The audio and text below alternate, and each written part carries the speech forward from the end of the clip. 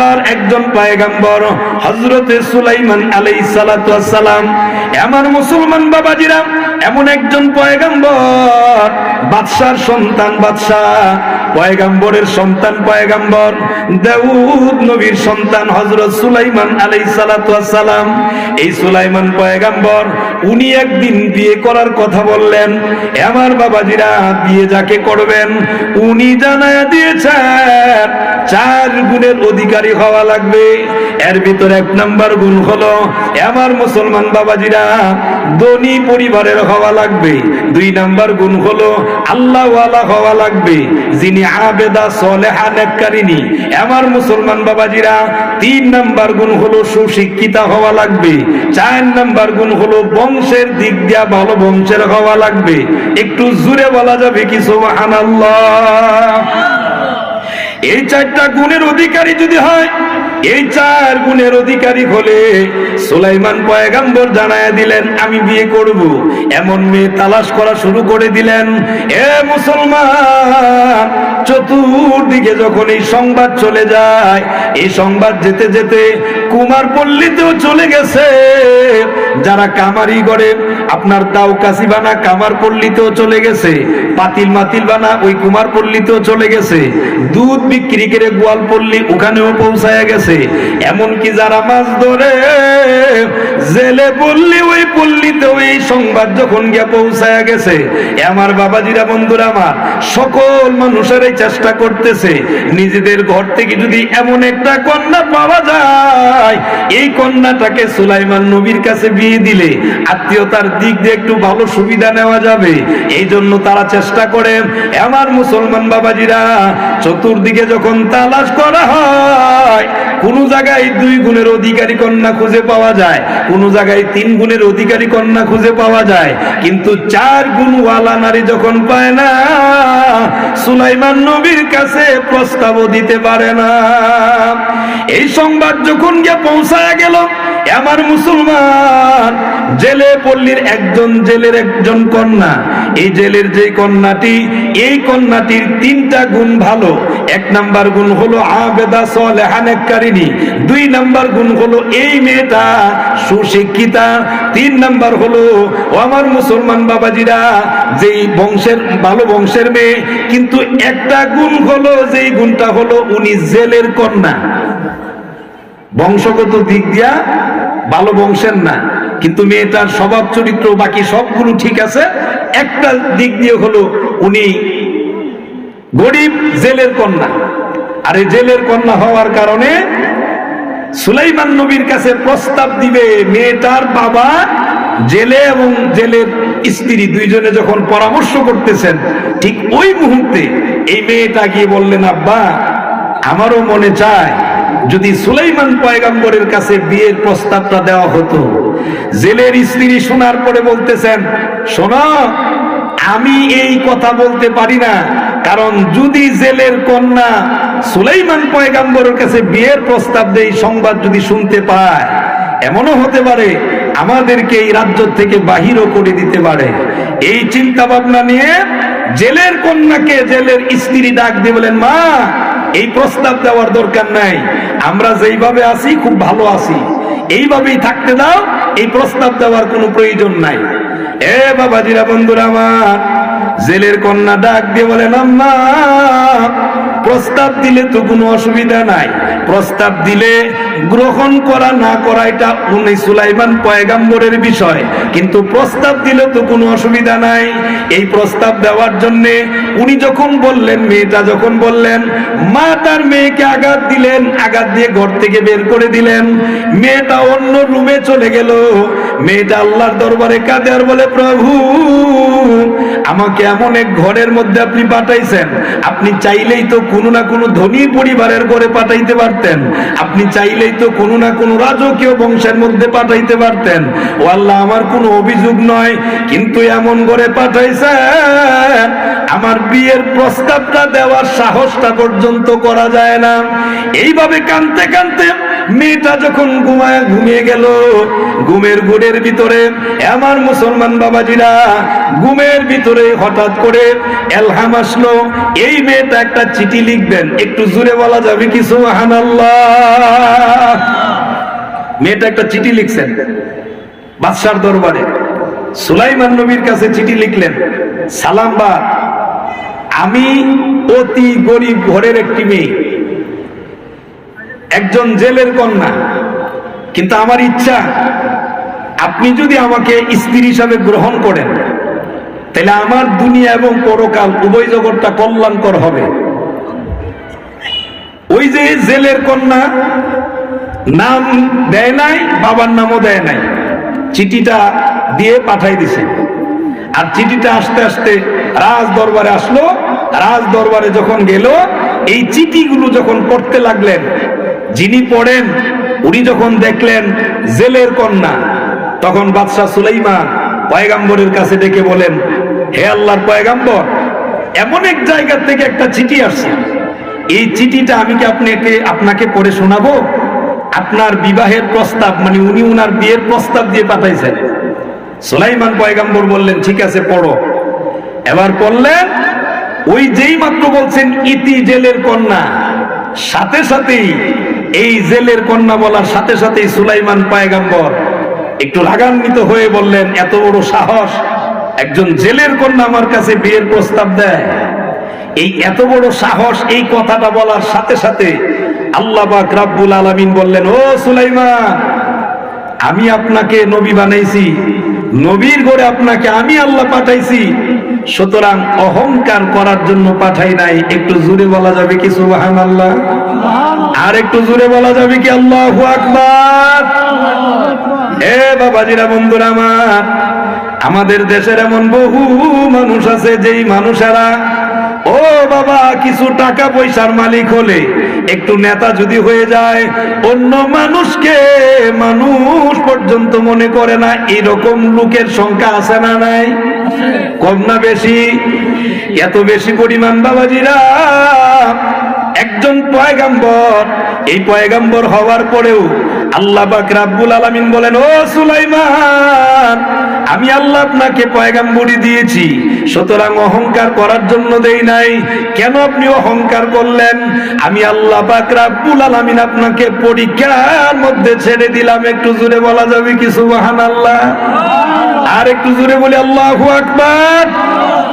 আমার বাবাজিরা, এক নাম্বার গুণের কথা বলতেছিলাম, আল্লাহ পাক রব্বুল আলামিন জানায় দিলেন, আল্লাহর জমিনের উপরে চলবে কিন্তু অহংকার করবে না, তাকাব্বুরি করবে না, প্রখরতা করবে না। যে যত বেশি আপনার যোগ্যতা পূর্ণ হয়, সে তত বেশি নমনীয় হয়, কমনীয় হয়। কথা বলেন ঠিক না বেঠিক? আরো জোরে বলেন ঠিক না বেঠিক? সে ততটাই তার বিনয় প্রকাশ করে। আমার বাবাজিরা, বন্ধুরা আমার, সুলাইমান পয়গাম্বর ডেকে বলেন, প্রভু গো, আমি তো এমনি মুখ ফসকে আমার কথাটা বের হয়ে গেছে, জবান থেকে বের হয়ে গেছে। ও আল্লাহ, হৃদয় থেকে আমি কথা বলি নাই। আল্লাহ পাক রব্বুল আলামিন বলেন, সুলাইমান, আমার ফয়সালা হয়ে গেছে, যেহেতু আমি ফয়সালা করে দিয়েছি, সুতরাং এখন আর রদবদল করা যাবে না।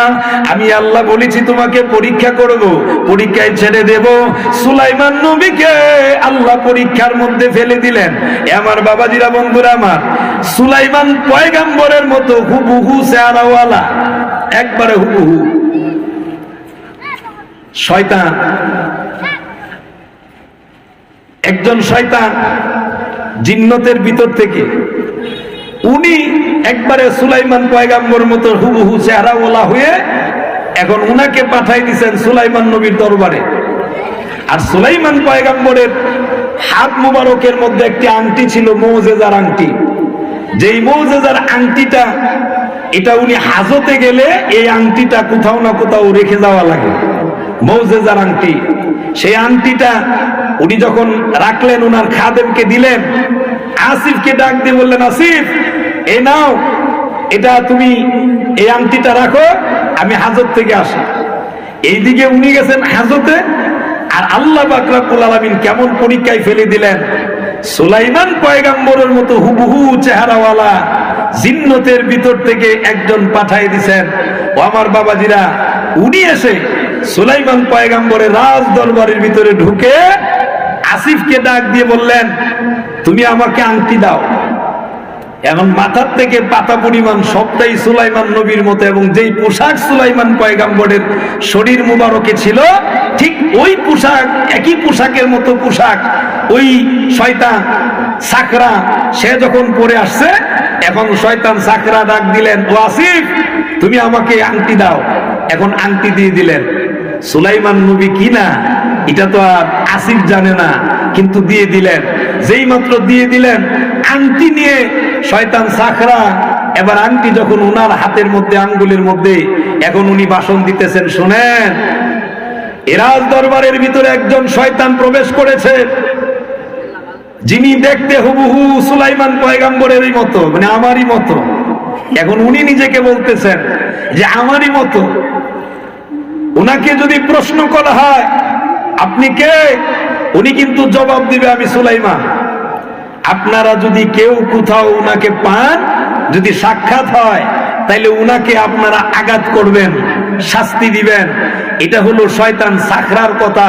শয়তান সাখরা কিন্তু বসে এই কথার রায় দিয়ে উনি চলে গেছেন। এ বাবাজিরা, বন্ধুরা আমার, আপনারা জবাব দেন, অরিজিনাল সুলাইমান পয়গাম্বর উনি আছেন কোথায়? একটু আওয়াজ দেন। হাজতে। উনি হাজত থেকে বের হলেন।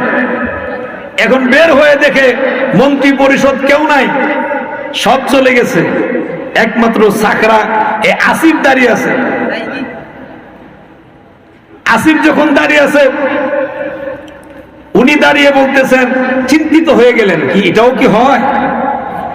একেবারে সুলাইমান পয়গাম্বরের মতো হুবহু দেখতে, এমনটা কি হয়? আবার উনি চিন্তা করতেছেন, আল্লাহ চাইলে তো হয়। সুবহানাল্লাহটা জোরে বলেন। আল্লাহ চাইলে হয়। এ বাবাজিরা, বন্ধুরা আমার, এখন অরিজিনাল সুলাইমান পয়গাম্বর উনি যখন বের হলেন হাজত থেকে বের হয়ে আসিফ বিন বরখিয়া ওনাকে ডাক দিয়ে বলেন, রে আসিফ, কোথায় রে? আমার আংটি দাও। এবার আংটি চাইলেন। ওই যে আগে বক্তব্য দিলেন শয়তান সাখরা, এখন সাখরার বক্তব্য অনুপাতে উনি মনে করতেছেন উনিও হিলা, কিন্তু অরিজিনাল সুলাইমান। কিন্তু এখন উনার মুজিজার আংটি তো দিয়ে দিচ্ছেন শয়তান রে, সাখরা রে, ঠিক না বেটি? এখন তো উনি বিপদে।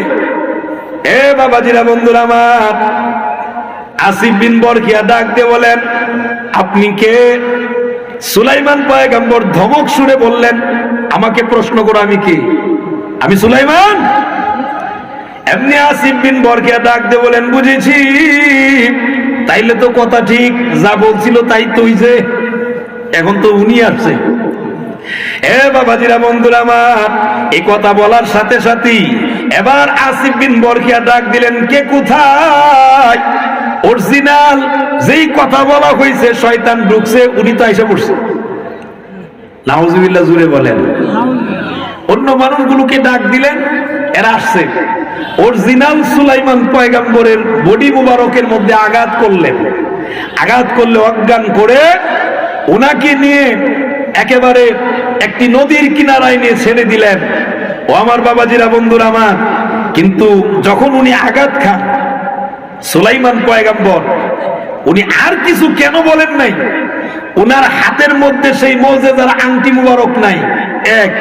দুই, আল্লাহ বলছেন, ও সুলাইমান, আমি তোমাকে পরীক্ষায় ছেড়ে দিলাম। সুবহানাল্লাহটা জুড়ে বলেন।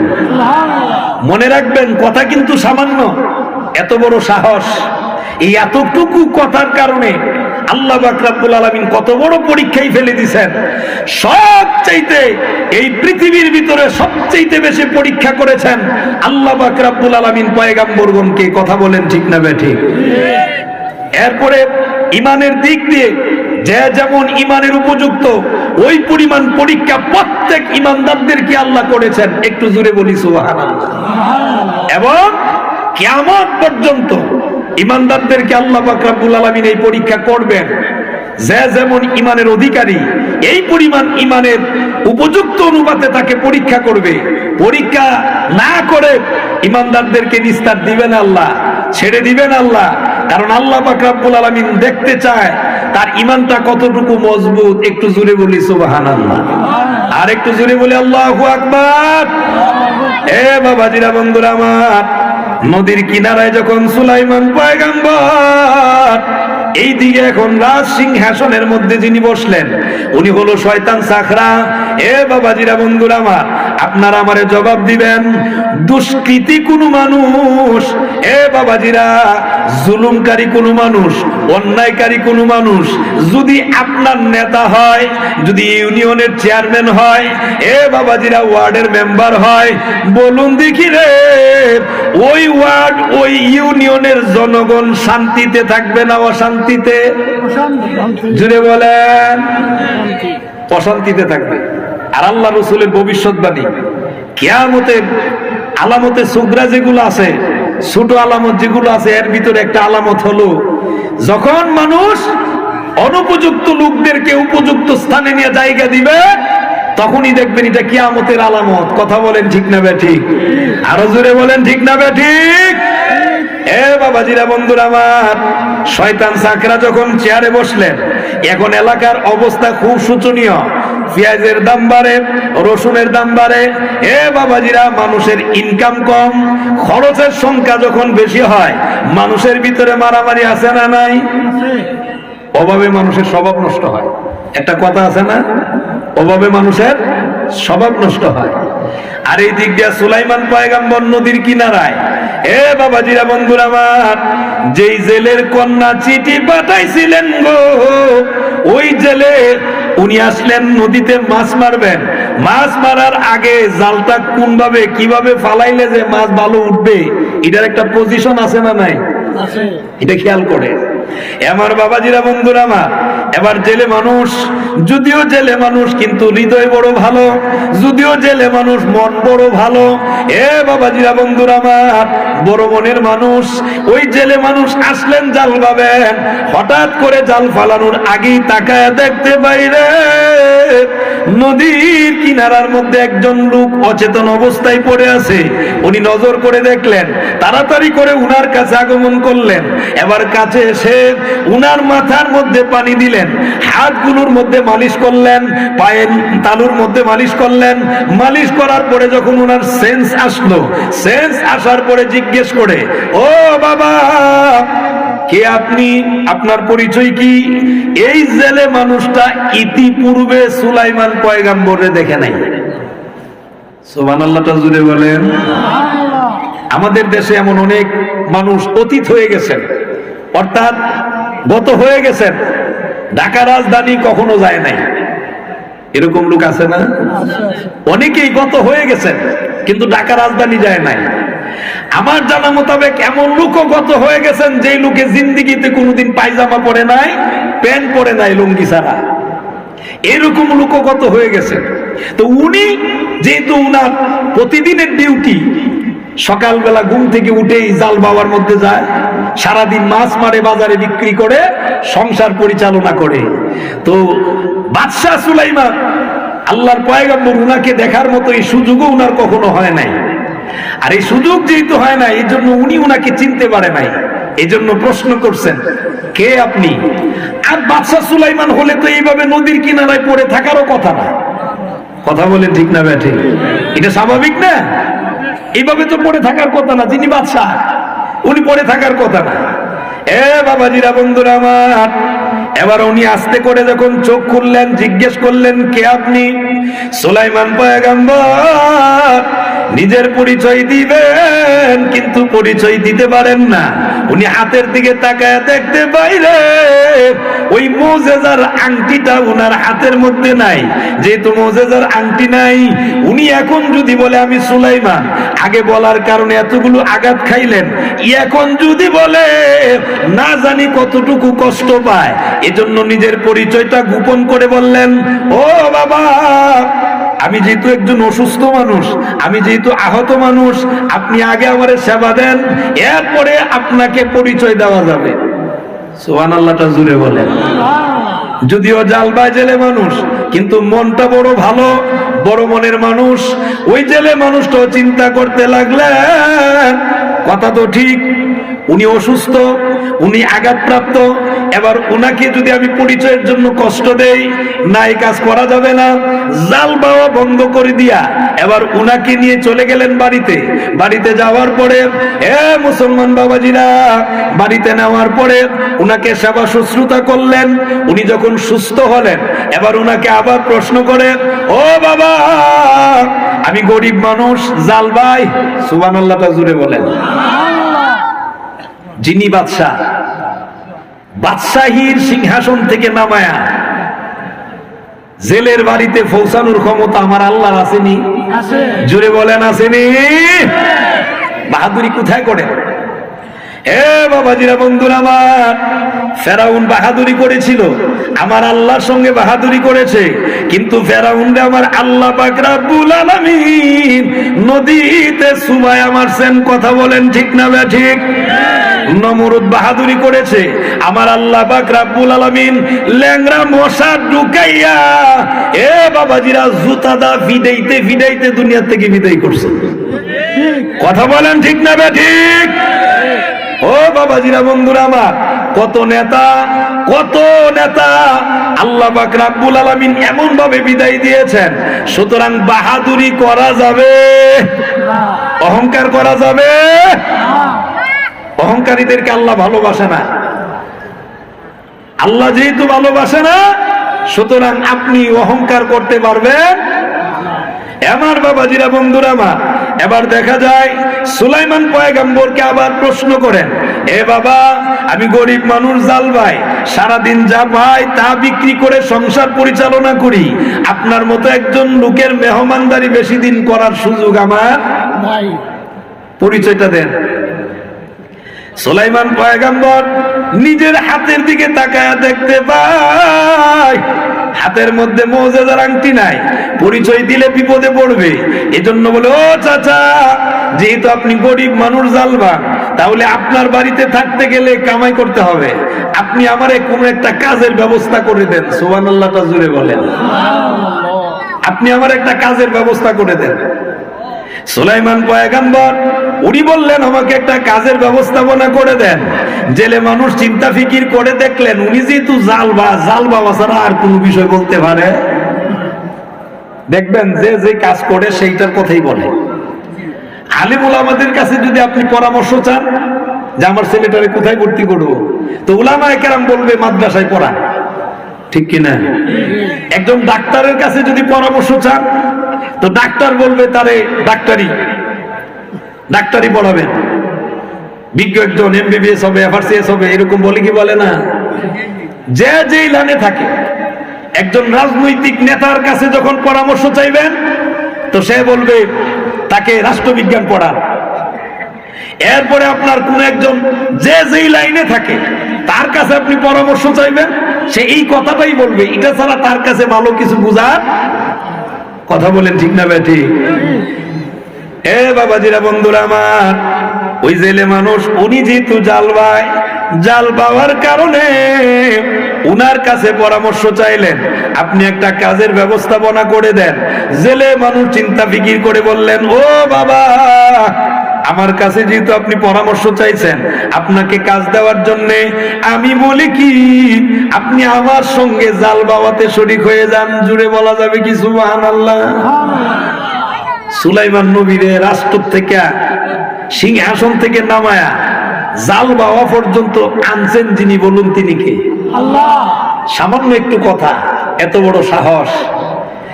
বাবাজিরা, বন্ধুরা আমার, এবার জাল বাওয়া শুরু করেন। এই দিক দিয়ে রাষ্ট্রের হালত কেমন, অনেক লম্বা ঘটনা, আমি সবটা বলার সুযোগ হবে না। বাবাজিরা, বন্ধুরা আমার, অন্তরের কান লাগান, একটু মনোযোগী হয়ে যান। রাষ্ট্রের অবস্থা এত খারাপ, আসিফ বিন বরকিয়া বড় টেনশনে পড়ে গেছে। আরে সুলাইমান পয়গম্বর তো এমন নয়, উনি কোনো মানুষের উপরে জুলুম করে না, গরিব মানুষদের দেখাশোনা করে। কিন্তু এখন যা দেখতেছি, এখন পরিবেশ এত খারাপ, রাষ্ট্রের অবস্থা ভালো নয়, সব কিছুর দাম বেড়ে গেছে, বাজারে আগুন ধরছে, এ বাবাজিরা গরিবে গরিবে মারামারি, মানুষে মানুষে কাটাকাটি মারামারি। এই হালত দেখে আসিফ বিন বরখিয়া টেনশনে পড়ে গেছেন। হঠাৎ করে উনার চিন্তায় আসলো, আমি একটু গবেষণা করে দেখি আসল সুলাইমান কুল্লা। সুবহানাল্লাহ জুড়ে বলেন। বক্তব্য যে দিলেন, উনি আসল নাকি জিনারে আমরা আঘাত করছি উনি আসল, এটা তো বোঝা দরকার। আমার বাবাজিরা, বন্ধুরা আমার, আসিফ বিন বরখিয়া উনিও জিন্নতের ভিতরে, জিনদের ভিতর থেকে। আমার বাবাজিরা, বন্ধুরা আমার, এবার উনি উনার হালত, জালালি হালতে যখন উনি দেখা শুরু করছেন, তাকায়া দেখে সিয়ারে সিংহাসনে যেটা বসে আছে, এলে ওই শয়তান সাকরা, শয়তান। উনি বাতাসের সাথে মিশে যাবেন, কিন্তু বাতাসের সাথে মিশবেন, উনার হাতের মধ্যে আছে মুজিজার আংটি। সুবহানাল্লাহটা জুড়ে বলেন। মুজিজার আংটি। এখন মুজিজার আংটি থাকার কারণে বাতাসের সাথে মিশতে পারে না, জিন্নত তো মিশতে পারে না। উনি আংটিটা খুললেন, খুলে ডিল দিলেন, ডিল দেওয়ার সাথে সাথে এই আংটিটা পড়ে গেছে নদীতে। সুবহানাল্লাহটা জুড়ে বলেন। এখন নদীতে যখন পড়ছে, নদীতে একটা বড় মাছ, এই মাছটা এই আংটিটা খেয়ে ফেলছে। আরো জোরে কন্যা সুবহানাল্লাহ। একটু ডান হাতটা উঁচু করে বলেন আল্লাহু আকবার। আংটি মাছে খাইছে, মুজিজার আংটি। আর যেই মাছটা আংটিটা খাইছে, এই মাছের পিছনে বাকি মাছেরা দৌড়ানো শুরু করছে। এই ঘটনা ঘটাইতেছেন যিনি, বলুন তিনি কে? আরো জোরে বলা লাগবে, তিনি কে? এ বাবাজিরা, বন্ধুরা আমার, অন্তরের কান লাগান, একটু মনোযোগী হয়ে যান। এবার দেখা যায় এই মাছের পিছনে অন্য মাছ দৌড়ায়, ওই দিক দিয়া সুলাইমান পয়গম্বর উনি যখন নদীতে গেলেন মাছ মারার জন্য। আপনারা আমাকে জবাব দেন, নবী থাকেন যেখানে, আল্লাহর রহমত থাকে কি সেখানে? থাকে কিনা? আমার বাবাজিরা, সুলাইমান নবী গেলেন মাছ মারতে, এত পরিমাণ মাছ উঠে জালের ভিতরে। জালের মধ্যে যখন মাছ বেশি উঠে, জেলে মানুষ এত মাছ আর কোনোদিন দেখে নাই। এত পরিমাণ মাছ দেখার পরে উনি বড় আশ্চর্যান্বিত হয়ে যায়, আনন্দে চোখের পানি ছেড়ে দিয়ে কান্না শুরু করে দিয়েছেন। আমার বাবাজিরা, বন্ধুরা আমার, যেতে যেতে একদিন, 2 দিন, 3 দিন, এবার স্ত্রীকে ডাক দিয়ে বলে, ও বিবি, এমন একজন বরকতপূর্ণ মানুষ পেয়েছি, যিনি আমার বাড়িতে আসার পর থেকে এত পরিমাণ বরকত হয়। উনি আমার সঙ্গে যখন জালে যায়, জাল বাওয়ার মধ্যে গেলে এত পরিমাণ মাছ হয়, ইতিপূর্বে জীবনে কোনোদিন এত পরিমাণ মাছ আমি দেখি নাই। এত পরিমাণ মাছ আল্লাহ দেয়, উনি বরকতপূর্ণ মানুষ। একটু জুড়ে বলা যাবে কি সুবহানাল্লাহ? সুলাইমান নবী বরকতপূর্ণ, এটা হইল জেলে লোকের কথা। বিবিরে ডাক দে, বলে, বিবি রে, ও বিবি, এমন একজন যুবক যেহেতু পেয়েছি, বরকতপূর্ণ, সুতরাং তাকে হাত ছাড়া করার দরকার নাই। আমার মনে চাইতেছে আমার মেয়েটাকে উনার কাছে বিয়ে দিতাম। আরো জোরে কন্যা সুবহানাল্লাহ। আমার মনে চাইতেছে আমার মেয়েটারে উনার কাছে বিয়ে দিতাম। এ বাবাজিরা, জেলে নিজে রাজি। জেলে যখন রাজি, এবার জেলের স্ত্রী বলেন, ও স্বামী, বিয়ে দেওয়ার আগে নাম হইতো জানেন না? নাম জিজ্ঞেস করা দরকার না? নাম যদি জানেন না, ঠিকানা যদি জানেন না, পরে যদি কোনো বিপদ হয়। স্বামী ডাক দিয়ে বলেন, জেলে ডাক দিয়ে বলেন, ও বিবি, কিছু মানুষ আছে এমন, যাদেরকে দেখলেই বোঝা যায় এরা খারাপ না। ঠিক কিনা জোরে কর। আর কিছু মানুষ আছে, চেহারা দেখলে বোঝা যায় যে এর ভিতরে কি ঘটতেছে, কি চলতেছে। ঠিক কিনা জোরে বলেন। পোশাক আশাক ভালো, কিন্তু ভিতর ভালো না, কিন্তু উনাকে দেখলে বোঝা যায় ভালো মানুষ। সুতরাং আমার মনে চায়, আমি পরিচয় জানার দরকার নাই, যেহেতু চরিত্র ভালো, চরিত্রবান যুবক। এখন জেলের স্ত্রীও বলে, স্বামী, আসলে চরিত্র ভালো। আমাদের বাড়িতে আসার পরে আমি একটু মুহূর্তের জন্য দেখি নাই আমাদের দিকে চোখ দিয়া তাকাইছে, তাকায় নাই। সুবহানাল্লাহটা জুড়ে বলেন। তাহলে চরিত্র ভালো আসেনি? আমার বাবাজিরা, বন্ধুরা আমার, এবার স্বামীও রাজি, স্ত্রীও রাজি। এখন মেয়ের পালা। মেয়েরে ডাক দিলেন, ও মা, আমি তোমাকে জিজ্ঞেস করি মা, আমাদের মনে চাইতেছে আমাদের বাড়িতে যে যুবকটারে জায়গা দিয়েছি উনার কাছে তোমাকে বিয়ে দিতে চায়। মেয়েটা জবাব দেয়, আব্বা, উদ্দেশ্য ছিল বিয়ের প্রস্তাবটা দিবেন সুলাইমান পয়গম্বরের কাছে, এটা যেহেতু হয় নাই, এখন আমার কোনো আর আপত্তি নাই, আপনাদের যা ভালো মনে হয় তাই করে। সুবহানাল্লাহটা জোরে বলে। মেয়েও রাজি। এবার জেলের স্ত্রী ডাক দে বলে, স্বামী গো, যার কাছে বিয়ে দিবেন তার একটু জিজ্ঞেস করা দরকার আছে না? তারও তো জিজ্ঞেস করা দরকার উনি বিয়ে করবে কিনা। এবার আমার মুসলমান বাবাজিরা, সুলাইমান পয়গম্বরের পালা। উনাকে গিয়ে জিজ্ঞেস করলেন, ও বাবা, আপনার কাছে জানতে চাই, বলুন দেখি, আমার ঘরে একটা মেয়ে আছে, বড় সুন্দরী, বড় বুদ্ধিমতী, আবার সুশিক্ষিতা। আমার এই মেয়েটাকে চাইতেছি আপনার কাছে বিয়ে দিতে, আপনি রাজি নেই? সুলাইমান পয়গম্বর হাতের দিকে তাকা। মুজিজার আংটি আছে? নাই। যেহেতু মুজিজার আংটি নাই, সুলাইমান পয়গম্বর বলেন, আল্লাহ কোন পরীক্ষায় ফেললেন বুঝতে পারতেছি না। ও আল্লাহ, হাতের মধ্যে মুজিজার আংটি নাই, এখন যদি বলি আমি রাজি না, তাও তো বিপদ আছে, আছে না? উনি মনে মনে চিন্তা ফিকির করে এরপরে বলেন, ও চাচা, আপনার মেয়ে যেহেতু বিয়ে দিতে চান, আপনি যেহেতু রাজি, আপনার মেয়েও রাজি, আপনার স্ত্রীও রাজি, আমিও রাজি। এখন রাজি যে হয়েছে, রাজিটা কি মন থেকে হয়েছে? প্রবাদে একটা কথা আছে, মাঝে মাঝে মানুষের বিপদ হইলেও কিছু কাজ করে, ঠিক কিনা জুড়ে বলেন? সুলাইমান পয়গম্বর উনি তো এই জায়গায় আসার কথা না, কিন্তু একটু কথার কারণে আল্লাহ কোন জায়গায় না পৌঁছাইছেন। সুবহানাল্লাহটা জুড়ে বলেন। আমার বাবাজিরা, বন্ধুরা আমার, অন্তরের কান লাগান, একটু মনোযোগী হয়ে যান। সুলাইমান পয়গম্বর, শর্ট করতেছি কারণ যেহেতু এর পরবর্তী যে বক্তা উনি ছিলেন আগে, আমার এই স্টেজে উঠার পরও ফোন দিছেন, ভাইজানে চাইছিলেন যে উনি আগে নিতেন, আমাদের আব্দুল আউয়াল ফয়সাল সাহেব। তো উনাকে আমি বলছি যে আমি আরেকটা প্রোগ্রাম আমার আছে, ওটাতে যাইতে হবে, সেজন্য টাইমের ভিতরে আমি শেষ করতে চাচ্ছি, এই জন্য শর্ট করতেছি। কষ্ট হইতেছে আপনাদের? আমার বাবাজিরা, বন্ধুরা আমার, সুলাইমান পয়গম্বরও রাজি। এখন বিয়ের দিন তারিখ ঠিক হয়ে গেল, বিয়েও হয়ে গেল। বিয়ে যখন হয়ে গেল, আমার বাবাজিরা, বন্ধুরা আমার, সুলাইমান পয়গম্বরকে জেলে ডাক দে বলে, ও জামাই, এখন আপনি আমার জামাই, আজকের পর থেকে আর কোনোদিন আপনারে জালে নিমু, জালে আর নিতাম না, জামাই দামান, সম্মানের মানুষ, মারহাবা বলেন। উনি বলার সাথে সাথে উনাকে নিয়ে গেলেন, এই লাস্ট শেষ দিন জালে গেলেন। জাল বাবার জন্য যখন গেলেন, ওই দিকটা মনে আসেনি, মাছ জানতে গেছি, এই মাছ দৌড়াইতে দৌড়াইতে আস্তে আস্তে এই জালের মধ্যে এসে লাগছে। সুবহানাল্লাহটা জোরে বলেন। আর এই জালের মধ্যে যখন লাগছে, অন্য মাছগুলো ওইটার পিছনে আস্তে আস্তে এই জায়গার মধ্যে লাগছে, সবগুলো উঠাইছেন। তো উঠাইছেন যেহেতু, উঠানোর পরে এবার উনাকে বলা হয়েছে, মাছ এই পরিমাণ দেখার পরে জেলে মানুষটা চোখ দিয়ে আনন্দের চোখের পানি, আমি লম্বা করতেছি না, মাছ আনলেন। চিন্তা করলেন জামাইরে একটা ভালো মাছ খাওয়াইতে হবে। ওই ভালো মাছ খাওয়াইতে বলতে যায় আসলে যে মাছটাই ধরছে, এই মাছটা ওই আংটিটা খাইছে। আরো জোরে কন্যা সুবহানাল্লাহ। এই ঘটনা ঘটাইতেছেন কে? আল্লাহ।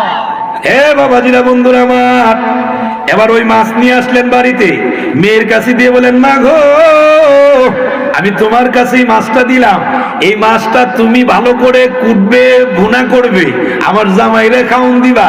এবার জামাইরে খাউন দেওয়ার জন্য মাছ যখন ভালো করে ভুনা বানাইবে, বিসমিল্লাহ বলে যখন আপনার বডির মধ্যে লাগাইছে, সাথে সাথেই ও মুসলমান বাবাজিরা, সঙ্গে সঙ্গে মাছের পেটের ভিতর থেকে ওই মুজিজার আংটি বের হইছে। মুজিজার আংটি যখন বের হয়েছে, জেলের মেয়ে সে চিন্তা করতেছে, এই আংটিটা, আমি তো গরিবের মেয়ে, আমার স্বামীর উপহার দেওয়ার মতো ভালো কিছু নাই, যেহেতু আল্লাহ পাক রব্বুল আলামিন দয়া করে একটা আংটি ফাটাই দিছে মাছের পেটের ভিতরে কইরা, এই আংটিটা ওই আজকে বাসর রাতে আমি আমার স্বামীর উপহার দিয়ে দিব। আরো জোরে বলেন। আমার বাবাজিরা, বন্ধুরা আমার, এবার বাসর ঘরে যখন গেলেন, বাসর ঘরে গেলেন, আংটিটা নিয়ে গেলেন, স্বামীর মন, সুলাইমান নবীর মন খুশি না বেজা? বেজা। এ বাবাজিরা, রুমের ভিতরে ঢুকার পরে কথোপকথন চলতেছে, এমনি ডাক দে বলে, স্বামী গো, যেহেতু বিয়ে হয়ে গেছে এখন মন খারাপ করে আর কোনো লাভ নাই, আমারও ইচ্ছে ছিল না আপনার কাছে বিয়ে বসার। সুবহানাল্লাহ। ঠিক আছে, আমি একটা উপহার নিয়ে আসছি, আপনারে দিতাম, আপনার দুটি চোখ বন্ধ করেন। উনি চোখ বন্ধ করলেন, মুজিজার আংটিটা, অনেক কথা কিন্তু আমি ছেড়ে দিয়ে যাইতেছি, আংটিটা বের করছেন, মুজিজার আংটি বের করে সুলাইমান পয়গম্বরের হাত মুবারকে যেই মাত্র দিছেন, এ বাবাজিরা, প্রত্যেকটা জিনিস যে ব্যবহার করে তার ব্যবহৃত জিনিসের একটা ছোঁয়া লাগলে এটা বোঝা যায়, ঠিক কিনা জুড়ে বলেন? যেই মাত্র মুজিজার আংটি সুলাইমান নবীর হাত মুবারকে, এখন উনারও তো সেই অনুভূতি আসছে, উনি চোখ খুললেন, চোখ খোলার সাথে সাথেই দেখতে পেলেন মুজিজার আংটি উনার হাতের মধ্যে, একটা জবানও বন্ধ না, একটু চিল্লায় বলেন সুবহানাল্লাহ। উনি আশ্চর্যান্বিত হয়ে গেছেন, অজ্ঞান হয়ে গেছেন, অজ্ঞান হয়ে পড়ে গেছেন। কেন? জেলের মেয়ের হাতের মধ্যে আংটি আসলো কিভাবে? আশ্চর্যান্বিত হয়ে গেলেন, পড়ে গেছেন। জেলের মেয়ে চিন্তা করতেছেন যে বুঝছি আংটি দিছি বিদায় মনে হয় যে বিপদে পড়ছে, তাহলে আংটি খুলে ফেলি। আংটিটা খুলে ফেলছেন। আংটি যখন খুলছেন, খোলার পরে আবার উনি সুস্থ হইলেন, আবার উনাকে আংটি দিলেন, আবার বেহুশ হইলেন, আবার আংটি দিলেন, তিনবার বেহুশ হয়েছেন। চতুর্থবার উনি উনার পরিচয় দিচ্ছেন। আমাদের প্রধান বক্তা চলে এসেছেন, সেজন্য আমি ভাইয়ের সময় নষ্ট করব না।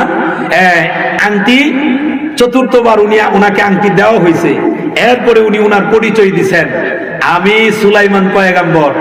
আসিফ বিন বরখিয়া ওই জায়গা থেকে সন্ধান করতেছেন আংটি আর সুলাইমান নবীর যুগসূত্র হয়েছে কিনা।